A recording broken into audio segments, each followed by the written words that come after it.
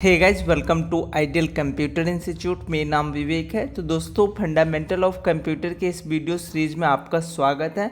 तो दोस्तों हमने प्रीवियस वीडियो में आपको कंप्यूटर के जनरेशन के बारे में जो है डिस्कस करा था, जहां पे हमने आपको कंप्यूटर के 3 जनरेशन और साथ ही वो 3 जनरेशन का पीरियड और उसके क्या क्या विशेषताएं वो सारा चीज़ जो है हमने डिस्कस कर लिया था। चलिए उन्हीं का ये हमारा जो है पार्ट नंबर 2 है, जिसमें हम आपको 4th और 5th जनरेशन जो हमारे बच रहे हैं इनके जनरेशन को कंप्लीट करेंगे और देन जो है हम इनसे आगे का टॉपिक जो है कवर करेंगे। तो चलिए हम स्टार्ट करते हैं आज की इस वीडियो को। उनसे पहले चैनल पे पहली बार आए तो चैनल को सब्सक्राइब कर बेल आइकन को जरूर प्रेस कीजिएगा। साथ ही आप हमें सोशल मीडिया पे फॉलो कर सकते हैं, लिंक आपको नीचे डिस्क्रिप्शन में मिल जाएगा। तो जो हमारा आज का सबसे पहला टॉपिक है वो है हमारा 4th जनरेशन ऑफ कंप्यूटर। तो सबसे पहले हम बात करेंगे ये 4th जनरेशन कंप्यूटर का टाइम पीरियड और साथ ही हम ये देखेंगे कि जो हमारी चौथी पीढ़ी की कंप्यूटर थी उसकी क्या क्या विशेषता थे, वो कौन सी चीज़ों पे बन के तैयार हुआ था। इन सब चीज़ों को जो है हम डिस्कस करेंगे। सबसे पहले अगर हम बात करें 4th जनरेशन की टाइम पीरियड, तो वो हमारा 1971 से लेके 1980 तक के बीच में था।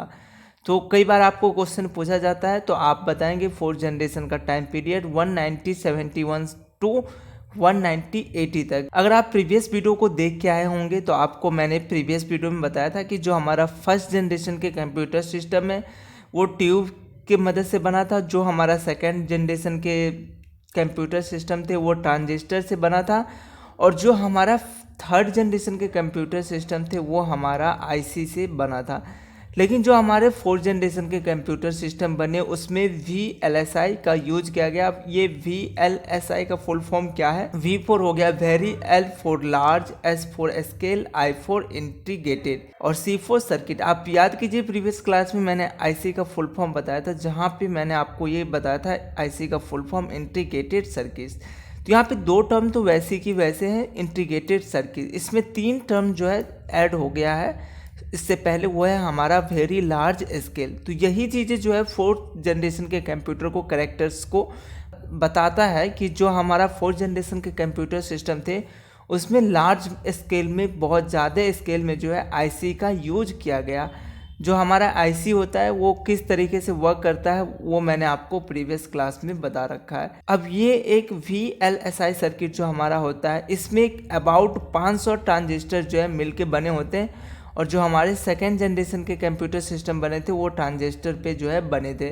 तो इस हिसाब से आप समझ सकते हैं कि एक सिंगल से चिप में कितने ट्रांजिस्टर हम जो है यूज करते हैं। एक VLSI के सर्किट में हम कितने ट्रांजिस्टर यूज करते हैं। जो हमारे 4th जनरेशन के कंप्यूटर सिस्टम थे वो ज़्यादा पावरफुल थे, कम्पैक्ट थे और जो है क्विकर थे with respect to 1st generation, 2nd generation और 3rd जनरेशन।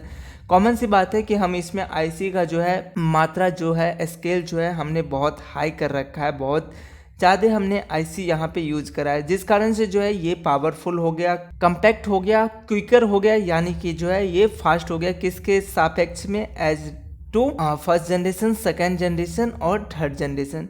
अब जब हम VLSI सर्किट का यूज कर रहे हैं 4th जनरेशन में तो इन्होंने एक नया सा टर्म को जो है जनरेट कर दिया, एक नए से चीज़ को जो है जनरेट कर दिया जिनका नाम है पीसी। पीसी को आजकल हम बहुत ही यूज में लाते हैं।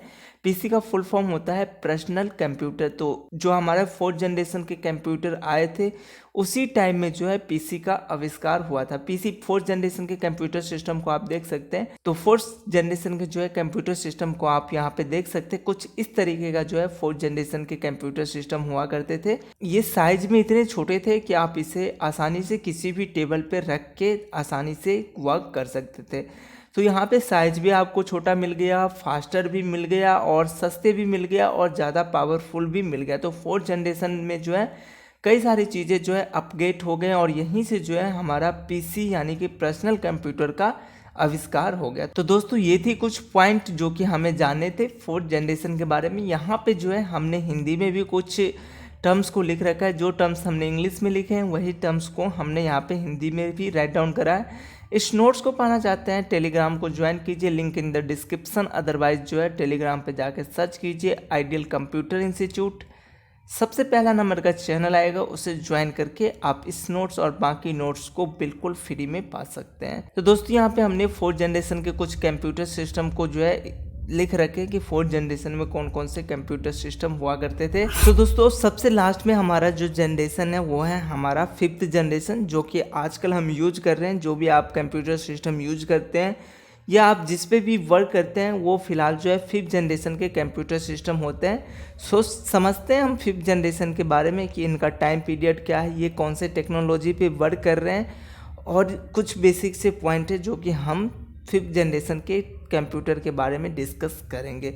सबसे पहले अगर हम टाइम पीरियड की बात करें तो 1980 के दशक से लेके आज तक जो है हमारा 5th जनरेशन का कंप्यूटर चल रहा है। तो इनका स्टार्टिंग कब से हुआ, 1980 से लेके प्रेजेंट डे तक जो है हमारा 5th जनरेशन यूज में आ रहा है। अब हम आपको बता दें, जो हम 4th जनरेशन में हम VLSI टेक्नोलॉजी यानी कि VLSI सर्किट यूज करते थे, उसके जगह यहाँ पे 5th जनरेशन में जो है ULSTD टेक्नोलॉजी को यूज किया जाता है। अब इस ULSTD टेक्नोलॉजी में क्या होता है, इसमें एक माइक्रो प्रोसेसर चिप होता है, बहुत ही छोटा सा चिप होता है जिसमें मिलियन ऑफ इलेक्ट्रॉन कंपोनेंट को जो है हम स्टोर करके रख सकते हैं। अब इस इलेक्ट्रॉन या इसमें जो हम कंपोनेंट स्टोर कर रहे हैं एक छोटे से माइक्रो प्रोसेसर चिप में, इससे क्या होगा, हमारे कंप्यूटर के स्पीड बढ़ेगा, हमारे कंप्यूटर का जो साइज है वो ऑटोमेटिक छोटा हो जाएगा, क्योंकि ये एक माइक्रो प्रोसेसर चिप्स है, जिससे जो है हमारा कंप्यूटर का साइज छोटा हो जाएगा।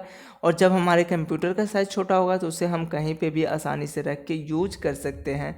तो इस तरीके से जो है आपने समझा कि हमारा 5th जनरेशन का कंप्यूटर जो है कौन से टेक्नोलॉजी को यूज कर रहा है। इसमें एक चीज़ और है कि जो हमारे 5th जनरेशन के कंप्यूटर सिस्टम में बहुत सारे ऐसे सिस्टम अब अपग्रेड हो चुके हैं जो कि आर्टिफिशियल यानी कि AI इंटेलिजेंस पे जो है काम कर रहे हैं। मतलब कि आप उनको बस वॉइस ओवर का कमांड दीजिए, आप उनको बोल के कुछ सुनाइए, वो उस काम को करके आपके सामने दे देगा। तो इस तरीके के भी जो है कंप्यूटर सिस्टम हमारे 5th जनरेशन में आ चुके हैं। आज के टाइम में जो है ये चीज़ें आ चुके हैं, आप मार्केट में देख सकते हैं। तो ये थे हमारे 5 जनरेशन जो कि अभी तक हमारे कंप्यूटर के हैं। चलिए यहाँ पे हमने एक टेबल बना रखा है। अब 5 जनरेशन के जो हमारे कंप्यूटर सिस्टम है उसके एग्जांपल देख सकते हैं, डेस्कटॉप, नोटबुक, अल्ट्राबुक। तो ये सब जो एग्जांपल्स है वो हमारे 5th जनरेशन के कंप्यूटर सिस्टम है। यहाँ पे हमने बेसिक एक डायग्राम इंसर्ट करा रखा है, लेकिन जो आपके पास सिस्टम है, जिस सिस्टम पे आप वर्क करते हो, वो एक 5th जनरेशन कंप्यूटर सिस्टम है। तो यहाँ पे देख सकते हैं 5th जनरेशन के कंप्यूटर सिस्टम को। चलिए यहाँ पे हमने एक डायग्राम जो है टेबल टाइप बना रखा है। एक तरफ हमने जनरेशन ले रखा है और जनरेशन का हमने टाइम पीरियड ले रखा है, और कौन सी कंपोनेंट पे जो है वो कंप्यूटर सिस्टम बना। क्योंकि ये जो पॉइंटें हैं जो हमने अभी आपको बताया, इसमें से 3 ही पॉइंट हमें निकल के आता है। सबसे पहला जनरेशन लिखिए एक साइड, टाइम पीरियड क्या है और कौन से हार्डवेयर पे बेस्ड है। चलिए ये बात होगी टेबल के फॉर्मेट में। आप याद कीजिए प्रीवियस क्लास में हमने सबसे पहले हम आपको एक डायग्राम दिखाए थे। तो जो वो हमारा डायग्राम था वो ये डायग्राम था, जहाँ पे हमने आपको बताया था कि ये डायग्राम अभी कुछ आपको समझ में नहीं आने वाला है, लेकिन जब आप अपना कंसेप्ट क्लियर कर लिए, जनरेशन का जो भी टॉपिक है वो अगर आप कंसेप्ट क्लियर कर लेते हैं, देन आप इस डायग्राम को देखिए तो आपको सारा कंसेप्ट जो है क्लियर हो जाएगा। चलिए एक बार मैं और इस डायग्राम को क्लियर कर दूं आप लोगों के लिए। देखिए एक साइड हमने यहाँ पे जनरेशन लिख रखा है, यहाँ पे 1st generation, 2nd generation, 3rd generation, 4th generation और 5th जनरेशन। साथ में हमने यहाँ पे 1st जनरेशन कौन से हार्डवेयर या कौन से कंपोनेंट यहाँ पे यूज हो रहे हैं वो चीज़ें हमने लिखा है, और उनके नीचे जो है हमने टाइम पीरियड लिख रखा है। तो इस तरीके के डायग्राम से जो है आप आसानी से एक बार में ही इनके सारे टर्म्स को रिवाइज कर सकते हैं। एक डायग्राम में जो है आप जनरेशन ऑफ कंप्यूटर को स्टडी कर सकते हैं। तो दोस्तों ये था बेसिक सा कंसेप्ट जनरेशन ऑफ कंप्यूटर। चलिए हम इनसे नेक्स्ट वीडियो में नेक्स्ट टॉपिक के बारे में डिस्कस करेंगे। तब तक के लिए मुझे दीजिए थोड़ा सा समय। अगर प्लेलिस्ट को फॉलो नहीं कर रहे हैं तो ज़रूर फॉलो कीजिए, लिंक इन द डिस्क्रिप्शन।